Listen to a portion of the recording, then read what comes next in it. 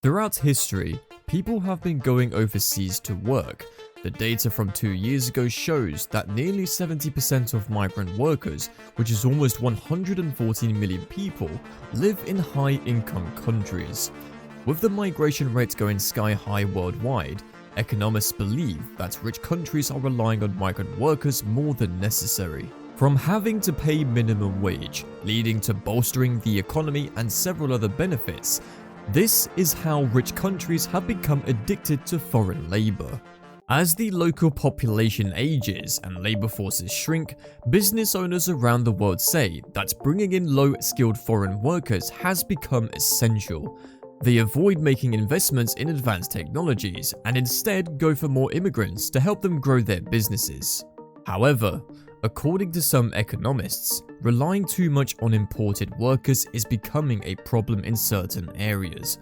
This reliance is slowing down productivity growth and allowing businesses to postpone finding long-term solutions to labor shortages. These potential solutions might involve investing more in automation or more radical restructurings such as business closures, which could be difficult but might be needed in the long run. A former member of the UK Migration Advisory Committee, Martin Bruss, said, "Once the industry is organised in a certain way and the structure encourages employers to recruit migrants, it can be very hard to turn back." Since World War II, advanced European economies have noticed a decline in the working age population. Therefore, this discussion is expected to intensify as Western societies edge closer to a demographic crisis. A recent report from German insurer Allianz predicts that the European Union's working age population will decrease by 1/5 by 2050. There are methods to counteract these trends, like encouraging older citizens to continue working past retirement age. However, opting for migrant workers remains the easiest option due to the massive supply of workers in regions like Latin America or Africa. But the real question is, who are the biggest drivers of the migrant workforce? Well, according to the data from 2020, the top 3 sources for remittance, that is, the money sent home, were the UAE, Saudi Arabia, and the United States. In the very same year, the top 5 recipient countries were India, China, Mexico, the Philippines, and Egypt, all low to middle income countries. In 2024, immigration surged to 2 to 3 times higher than before the pandemic in several countries, including Canada, Germany, and the United Kingdom. The United States saw 3.3 million more immigrants arrive than leaving last year alone, which is way more than the average of around 900,000 per year since the 2010s.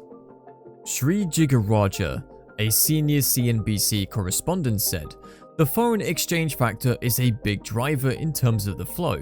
So, if you take the Singapore example, many foreign workers, migrant workers who work in the construction industry, in the shipbuilding industry, from Bangladesh and from India for example, Sri Lanka too, come here because they can remit their salary in Singapore dollar terms back to their families, which will inevitably mean more currency in their bank accounts, better standard of living for their family."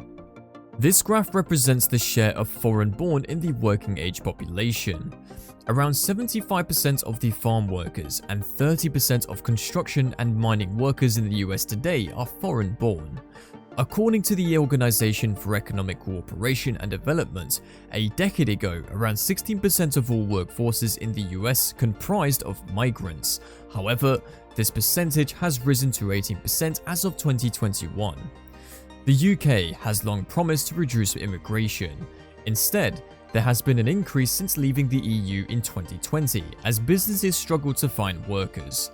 As of 2024, over a quarter of the National Health Service's nurses are from other countries, compared to just 14% just over a decade ago. Setting our eyes on Germany, we see that almost 80% of the workers in German slaughterhouses are migrants according to the labor unions. But why is this obsession with foreign workers unhealthy? Well, the over-reliance on low-skilled foreign labor is directly related to the decrease in productive growth, which determines how fast the economy is growing. A study conducted in Denmark in 2022 discovered that companies with convenient access to migrant workers tended to invest less in robots. Studies in Australia and Canada indicate that migrants might help struggling businesses, which could hurt overall productivity. According to the graph, the productivity rate across high-income countries has been low in recent years. Talking about the UK and US, productivity has flatlined for over a decade.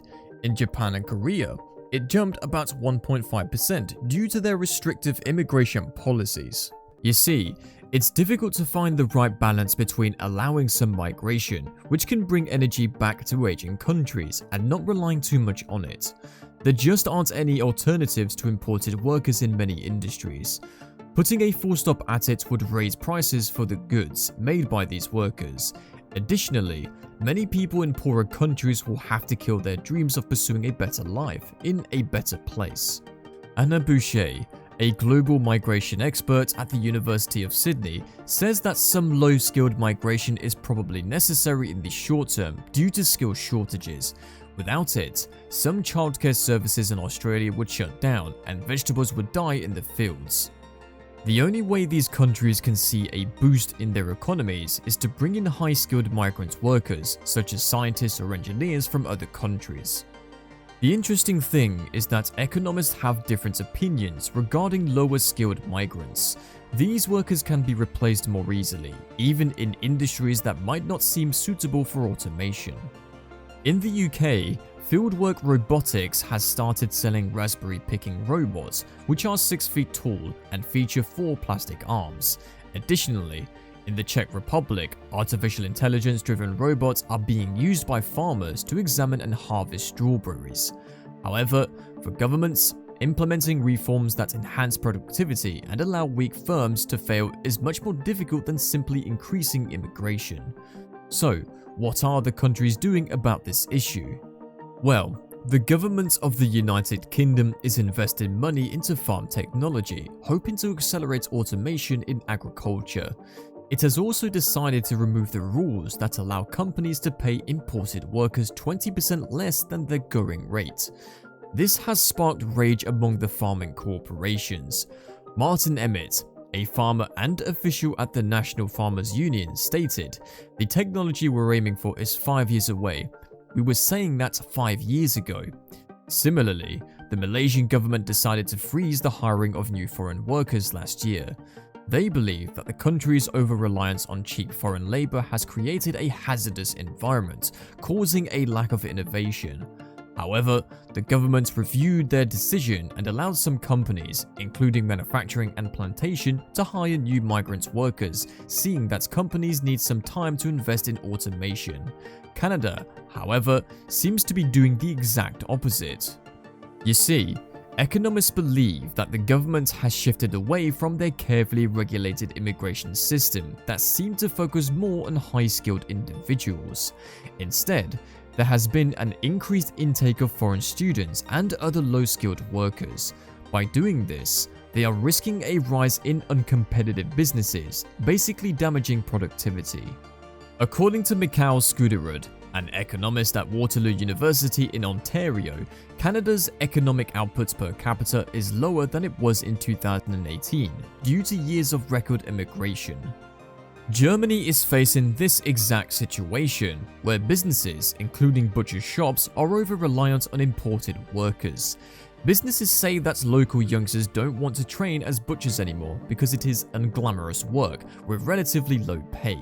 This is the reason why the number of butcher shops has roughly halved over the past 2 decades.